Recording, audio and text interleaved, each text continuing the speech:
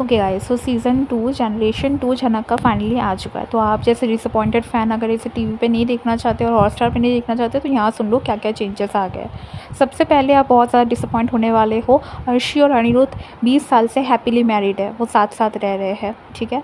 और झनक गाँव में रह रही है। झनक की जो बेटी है, झनक ऑब्वियसली, मतलब झनक तो नूतन बन के रह रही है और झनक की जो बेटी है वो 20 साल की हो गई है, पर पता नहीं क्यों वो अभी बोर्ड एग्ज़ाम दे रही है। मतलब ये क्या बात होती है यार, बोर्ड एग्ज़ाम 20 साल में कौन देता है? पहली बात तो वो भी वो फर्स्ट आती है अपने क्लास में, फिर भी 20 साल में जाके बोर्ड्स दे रही है, पता नहीं। लेकिन दूसरी तरफ अब हम बात करते हैं अर्शी और अनिरुद्ध की बेटी मून की। तो मैं बहुत ज़्यादा, मतलब मुझे अच्छा लगा, वो प्रोफेसर बन चुकी है। मुझे पता है बहुत लोगों को मून नहीं पसंद क्योंकि वो अर्शी अनिरुद्ध की बेटी है, बट एटलीस्ट उन्होंने थोड़ा सा वुमेन एम्पावरमेंट दिखाया है। उन्होंने अर्शी की जो बेटी है उसको एक डिफरेंट करियर दिया है, जो कि ऑब्वियसली उसके बाप या माँ या नाना नानी या दादा दादी के रेफरेंस से नहीं मिल सकता। प्रोफेसर आपको रेफरेंस से नहीं मिलता है, प्रोफेसर की जॉब तो वो एक अच्छे खासी जॉब में है।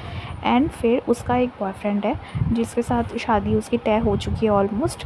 तो उसका नाम है ऋषि चैटर्जी, ठीक है। और ऋषि चैटर्जी अब जाते हैं शिमोईतला गाँव में, वहाँ पे जाके वो टकराते हैं झनक से।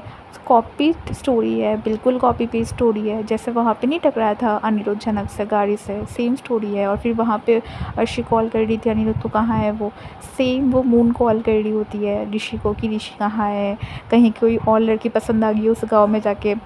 और फिर जो झनक है वो फालतू में ही उसके चीज़ें गिरा देती है अपना बदला पूरा करने के लिए। मतलब तो बहुत ज़्यादा फ़ोर्सफुल क्यूटनेस लगा मुझे, बिल्कुल ही इनमें कोई केमिस्ट्री नहीं दिख रही। और दूसरी बात मुझे सबसे अजीब तो ये लगा कि वो 20 साल की, एटलीस्ट वो 19 साल की हो चुकी है ना, वो अभी बोर्ड एग्ज़ाम क्यों दे रही है? तो जो अर्शी होती है वो जाती है जो ऋषि के घर में, एंड जैसे सृष्टि पहले बहुत ही ज़्यादा घमंडी थी तो वैसे वो भी हो जाती है। वो ऋषि की माँ को कहती है कि मैं नहीं चाहूँगी कि मेरी बेटी कहीं भी जाकर स्ट्रगल करे, और मुझे जितना लग रहा है इस घर में वो बहुत स्ट्रगल करेगी ऐसा कुछ। लेकिन ऋषि और मून काफ़ी ज़्यादा प्यार में एक दूसरे के, बाद में ऑब्वियसली उसको झनक पसंद आ जाएगा जैसे अनिरुद्ध को झनक पसंद आ गई थी। लेकिन जो भी है, मुझे इस बात की खुशी है कि एटलीस्ट मून को उन्होंने सेल्फ मेड दिखाया है, उसको किसी की रेफरेंस नहीं लगी। दूसरी तरफ झनक, जिसने अपनी बेटी की ज़िंदगी तबाह कर दी। अब खुद सोचो, 19 साल में कोई इंसान जाके बोर्ड एग्ज़ाम दे रहा है, क्या फ्यूचर है उसका?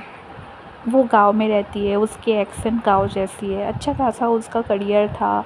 उस खुद का करियर तो झनक ने ख़राब कर ही दिया सर्जी के चक्कर में, अपनी बेटी का भी ख़राब कर दिया। वो वहाँ पे रह रही है। लेकिन मून को देखो, वो कितनी अच्छी प्रोफेसर बन गई। लेकिन झनक को कभी मन ही नहीं करता कि वो कहीं भी जाए, अपने पापा को जस्टिस दिलाए, अपने लिए कुछ करे, खुद डांस करे, खुद की, ना ही वो अपनी बेटी का कुछ कर पाई, कोई करियर बना पाई। उसे वहीं गाँव पे रख दिया। वो अपनी बेटी को एक बाप का नाम भी नहीं दे पाई। वो ईज़िली पराशर से शादी कर सकती थी पहले, फिर भी उसे सर्जी से प्यार था। सर्जी ने जो लास्ट एपिसोड में किया उसके बाद तो प्यार भी नहीं है, पता नहीं क्यों किसका वेट कर रही है बैठकर। लेकिन मून एटलीस्ट प्रोफेसर बन गई, वो मैंने एम्पावरमेंट। मुझे पता है काफ़ी लोग झनक की स्टोरी को पसंद नहीं करते, मैं खुद नहीं करती हूँ कि क्या एक कचरा स्टोरी बनाया है मेकर्स ने। बट अगर फिर भी कोई झनक वाले कैरेक्टर को सपोर्ट करना चाहता है, सिंपैथाइज़ कर रहा है कि झनक ने जो किया है उसका कोई रीज़न नहीं है गाइस। आप कितना भी जस्टिफाई कर लो, कोई रीज़न नहीं है अपनी बेटी को ये ज़िंदगी देने का, बिल्कुल कोई रीज़न नहीं है। लोग गाँव से बाहर निकल कर शहर आना चाहते हैं, वो गाँव में रह गई फॉर नो रीज़न।